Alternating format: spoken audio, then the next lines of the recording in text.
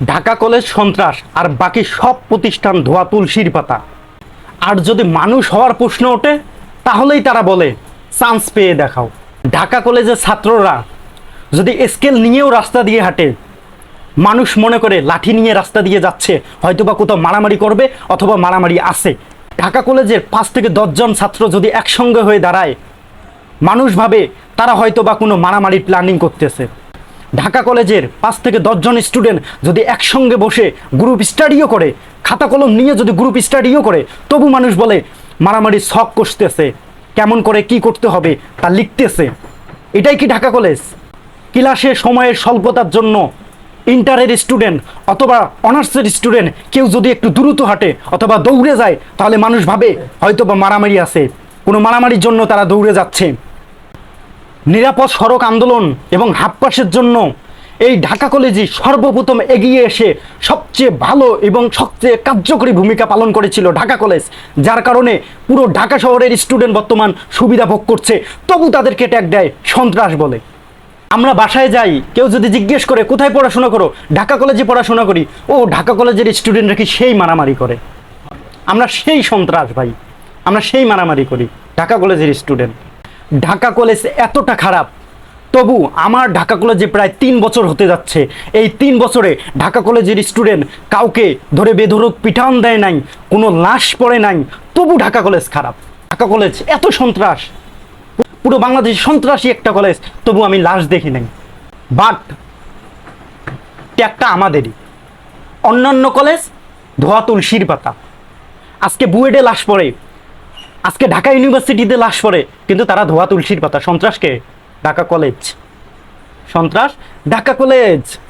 আমি যদি ঢাকা ইউনিভার্সিটির কথা বলি, অ্যাডমিশনের টাইমে তারা প্রচুর একটা মোটা অঙ্কের টাকা পায়। সেই অঙ্কের টাকাটা কিন্তু 7 কলেজে সরাসরি দেয় না।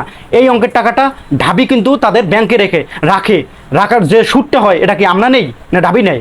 ওই টাকার তো হিসাবও 7 কলেজে দেওয়া হয় না। তারপরে এই যে পরীক্ষা বাণিজ্য, পরীক্ষার সময় ঢাকা ইউনিভার্সিটির স্টুডেন্ট যত টাকা দিয়ে একটা পরীক্ষা ফেস করে, আমরা তার চেয়ে ডবল টাকা দিই, তবু এই টাকার কোনো হিসাব নাই। কৈফিয়ত দিতে আমরা কাউকে অভিযোগ জানাতে পারি না। এই টাকাটা কই যাচ্ছে? আমাদের উপর বৈষম্য করা হচ্ছে। কিন্তু দুর্ভাগ্যের বিষয় হলেও সত্যি যে আজকে তারাই আমাদের বলে আমরা নাকি তাদের গায়ের কাটা হয়ে গেছি, আমাদেরকে বিচ্ছিন্ন করতে চায়। বিচ্ছিন্ন করলে করুক, আমরা স্বতন্ত্র হিসেবে থাকতে চাই। তারা এটাও ভুলে যায় ঢাকা কলেজ তাদের আত্মবিসর্জন দিতে দিতে এই পর্যন্ত এসেছে। প্রথমে ঢাকা কলেজ সদরঘাটে ছিল, সদরঘাটে থেকে গুলিস্তান থেকে বর্তমান যে হাইকোর্ট আছে, এই হাইকোর্ট, তখন হাইকোর্ট ছিল ক্লাসরুম আর বুয়েট ছিল হল। এটা গুগলে সার্চ দিয়ে দেখেন, তখন বুয়েট ছিল আমাদের হল। এরপরে আমাদের জায়গা হয় কার্জনল, সলিমুল্লাহ হল আমাদের হয় হল। আজকে সেখান থেকে বিতাড়িত হয়ে আমরা নিউ মার্কেটে এসেছি, কিন্তু নিউ মার্কেটেও আমরা শান্তিতে থাকতে পারি নাই। সেই ঈর্ষাতে এসে আমাদের 18 একর জমি নিয়ে বর্তমান নিউ মার্কেট করে দিছে, চন্দ্রিমা সুপার মার্কেট করে দিছে। এখানেও আমরা কিছুই করি নাই, আমরা আত্মবিসর্জন দিতে দিতে বর্তমানে এই পর্যায়ে আসছি। তবু আজকে অনেকজন বলে আমাদের নাকি কোনো অবদান নাই। আপনারা যেখানে দাঁড়িয়ে আছেন, আমাদের অবদান আছে। আপনাদের প্রতিষ্ঠান যখন তৈরি হয় 1921 সালে, তখন আপনাদের একটা স্টুডেন্টও ছিল না। ঢাকা কলেজের স্টুডেন্ট দেওয়া হয়েছে, গুগলে সার্চ দিয়ে আপনারা দেখেন, ঢাকা কলেজের স্টুডেন্ট দিয়ে ঢাকা ইউনিভার্সিটি চালু করা হয়েছিল। ঢাকা কলেজ শিক্ষক দিয়ে আপনার ঢাকা ইউনিভার্সিটির ক্লাস নিয়েছে, ঢাকা কলেজ তাদের ক্লাসরুম দিয়েছে, ঢাকা কলেজ তাদের হল দিয়েছে। তবু আজকে এত কথা বলেন।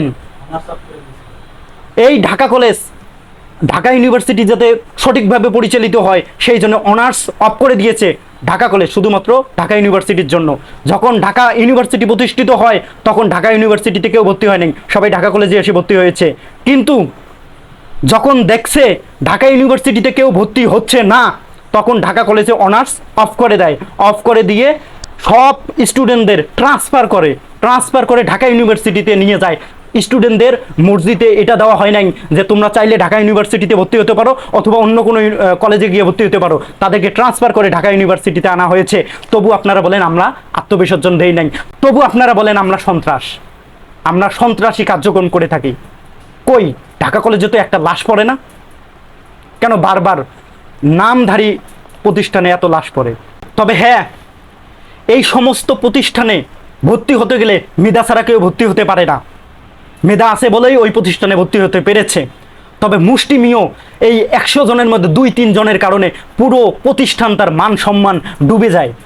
আমি বিভিন্ন পারপাসে ওখানে যখন যাই, আমার গায়ের সঙ্গে আমার দোষের কারণে যদি ওদের গা লাগে, ওরা আমাকে সরি বলে, অথচ আমার সরি বলার কথা ছিল, ওরা সরি বলে। ওরা ভালো ভাই, হাতে গোনা 2 থেকে 3 জনের কারণে এই পুরো প্রতিষ্ঠানের বদনাম হয়ে যাচ্ছে। আপনারা সবাই নিজেদের পজিশন থেকে ভালো হন, আমরাও ভালো হই। আমি বলবো না ঢাকা কলেজে একদমই ধোয়া তুলসীর পাতা, আমরাও খারাপ, আপনারাও খারাপ। চলেন আমরা নিজেদের পজিশন থেকে ভালো হই, আমরা আর কোনো খারাপ কাজ করব না, যা করেছি সব শেষ করে দেই, আমরা ভালো হই। এবং এটা মানতে হবে, কেউ যদি না মানে যে আপনাদের প্রতিষ্ঠানের স্টুডেন্ট ভালো নয়, তার মানে সে নিমক হারামি করবে, সে জেনেও না বোঝার ভান করবে, অথবা সে জানে না।